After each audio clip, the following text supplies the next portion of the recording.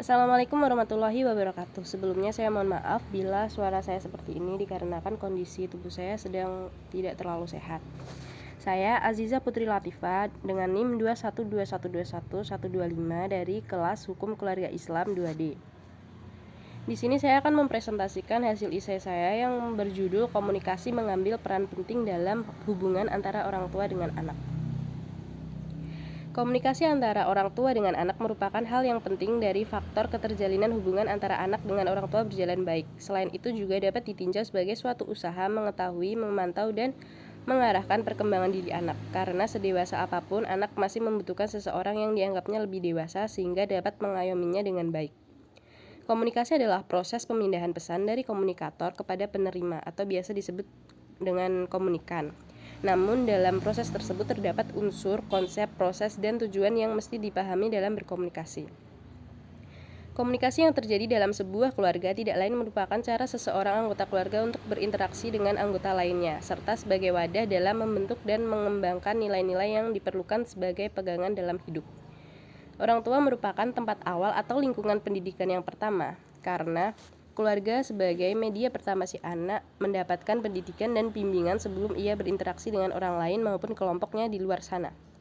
Sadar ataupun tidak sadar, di dalam keluarga akan selalu terjadi penanaman moral dan halayak yang mendasar bagi anak yang kelak menjadi bekalnya di kehidupan anak dalam proses bersosial dan bermasyarakat.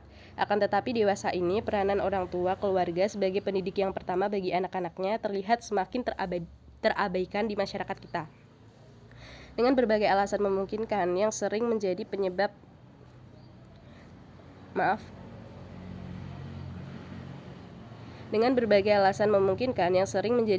kurang terciptanya kedekatan antara orang tua dengan anak-anaknya. Misalnya, kesibukan orang tua baik karena desakan kebutuhan ekonomi ataupun profesi, arisan yang diikuti oleh para ibu, serta hobi yang mereka lakoni yang akhirnya menjadikan anak sebagai korban dari kesibukan kedua orang tuanya.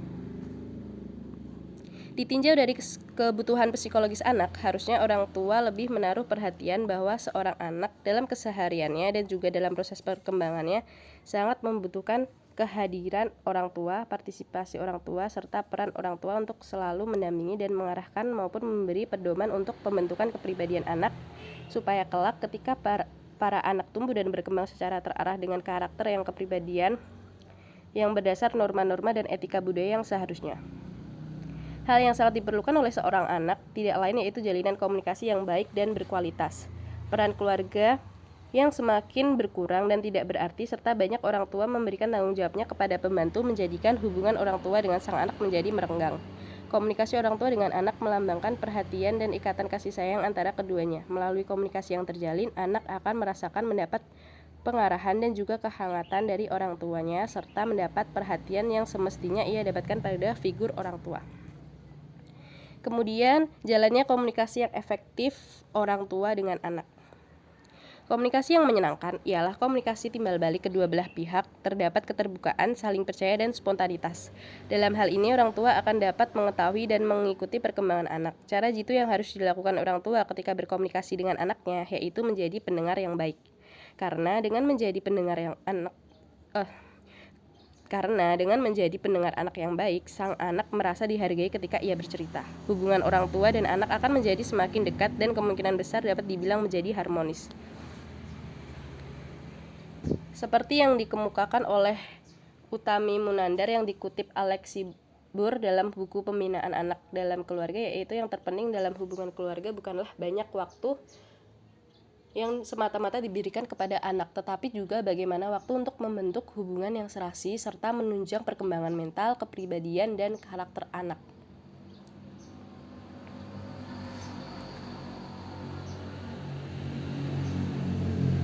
Adapun ciri-ciri orang tua yang komunikatif menurut Elizabeth B. Hurlock dalam bukunya Perkembangan Anak, yaitu sebagai berikut. A. Memberikan waktunya untuk anak melakukan kegiatan bersama mereka. B. Sangat toleran dan mudah beradaptasi. C. Adil dan tegas dalam kedisiplinan untuk berurusan dengan kepribadian anak. D. Suasana yang akrab serta tidak menimbulkan lingkungan yang penuh tekanan. E. Memberikan contoh yang baik terhadap anak. F. Jadilah teman lama dan pergi bersama anak-anak dalam bermacam latihan ataupun acara lainnya. G. Bersikaplah menyenangkan lebih sering dalam berbagai waktu dan suasana. H. memperlihatkan rasa kasih sayang kepada anak. I. Menunjukkan kasih sayang ketika anak sedang sedih atau menghadapi masalah. J. Mencoba berbagai hal agar bisa membuat suasana nyaman dan juga bahagia. K. Melatih kemandirian anak agar bertambahnya kemampuannya.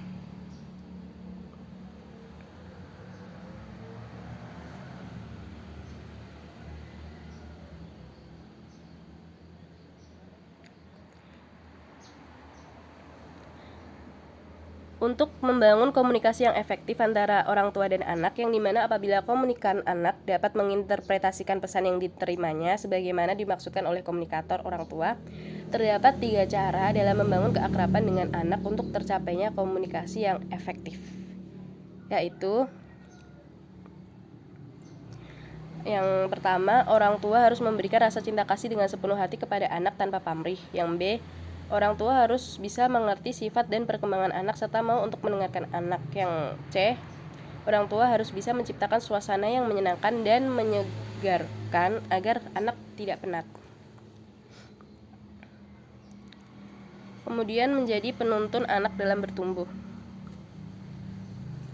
Dalam pertumbuhannya menjadi manusia sosial, anak sangat bergantung kepada bimbingan kedua orang tuanya. Sejak masih kecil, anak dibiasakan, dididik, dan dilatih menyesuaikan diri dengan tata krama, sopan santun, dan nilai yang dianut budaya setempat. Contohnya, anak diajarkan salim kepada orang yang lebih tua karena salim melambangkan nilai sopan santun dan menghargai orang lain. Sebenarnya ada banyak sekali sikap dan perilaku yang dapat ditanamkan dalam diri anak agar mampu hidup bersama-sama dengan orang lain. Dalam sebuah keluarga, orang tualah yang diharapkan mampu mengkomunikasikan nilai-nilai, sikap, serta harapan-harapan keluarga itu pada orang lain. Permasalahan yang sering ditemukan yaitu masalah miskomunikasi yang biasa dijumpai di keluarga. Kebanyakan penyebabnya oleh kesibukan-kesibukan orang tua dengan pekerjaannya maupun kegiatan sosial lainnya dan kegiatan anak yang sering berada di sekolah atau kampus dan juga kegiatan di luar rumah, sehingga menyebabkan berkurangnya waktu orang tua dan anak untuk bersama-sama. Dalam hal ini, orang tua harus pintar-pintar menciptakan komunikasi yang efektif dan efisien secara konsisten, serta pintar membagi waktunya untuk anak agar mereka selalu merasa tetap mendapatkan perhatian orang tuanya, kasih sayang, dan juga bimbingan kedua orang tuanya. Menurut Kyai Haji Dewantara, orang tua harus menjalankan trisemboyan, yaitu yang pertama, Ingarso Sung Tulodo, orang tua berada di depan harus menjadi suri teladan kepada anaknya dan anggota keluarganya. Yang kedua, Ing Madyo Mangunkarso, orang tua berada di tengah-tengah anaknya, memberikan semangat, dorongan agar selalu maju mencapai cita-citanya agar menghindari patah semangat, putus asa, pasif, dan hal negatif lainnya. Yang ketiga, Tutwuri Handayani, orang tua tetap mengawasi dari belakang jika anak sedang melakukan tugas dan kewajiban dan mengarahkan serta menuntun ke arah yang benar. Selain trisemboyan Kyai Haji Dewantara, orang tua dalam mendidik anak harus menempuh pendekatan yang didasarkan pada kehidupan psikologis seorang anak, yang dihadapkan pada pemahaman karakter kepribadiannya, karena setiap anak memiliki sifat dan karakter yang berbeda-beda dengan anak lainnya.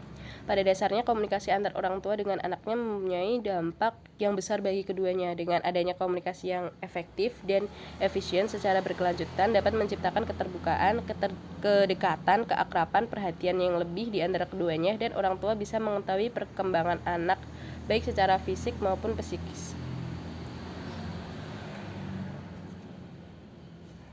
Dari apa yang saya paparkan dapat ditarik kesimpulan, yaitu komunikasi hal yang sangat penting bagi siapapun dan dimanapun.